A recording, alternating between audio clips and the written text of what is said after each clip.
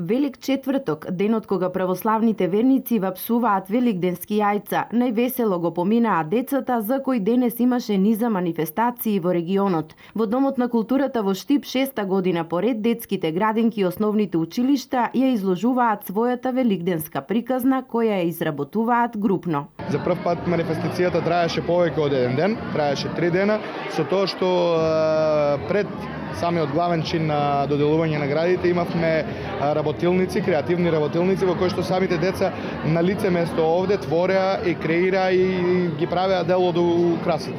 Најкреативни великденски штандови годинава имаат основното општинско училиште Славико Арсов и детската градинка Астибо. Направивме еден спој на традиционалното со духовното.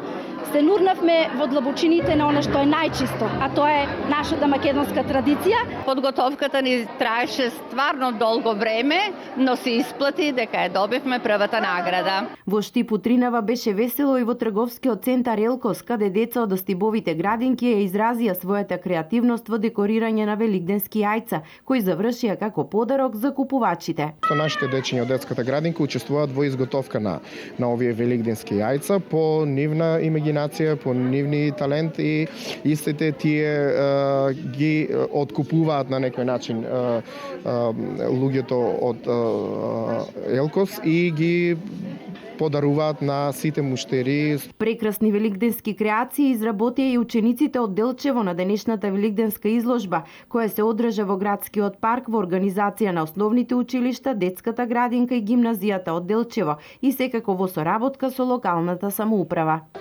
Учениците беа навистина креативни, на дело можете да забележите и да видите какви не креации направиле самите ученици, нормално со помош на нивните наставници. Направија прекрасни изработки од јајца, јајца во пластелин, јајца во хартија, јајце обложено со разни украси, со разни машнички.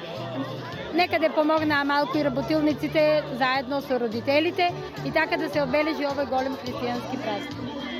Моето јајце јас го направив зајак и кокошка го направив со уши и не беше тешко. Прво го обиев со бела боја, потоа му ставив и нос и му ги ставив ушите и го нацртав лицето. Ми беше потребно малку волна, правев едно јајце, ми беше Мики Маус, а другото јајце со капичка и нацртано со лице. Во боја бела. Па лесно.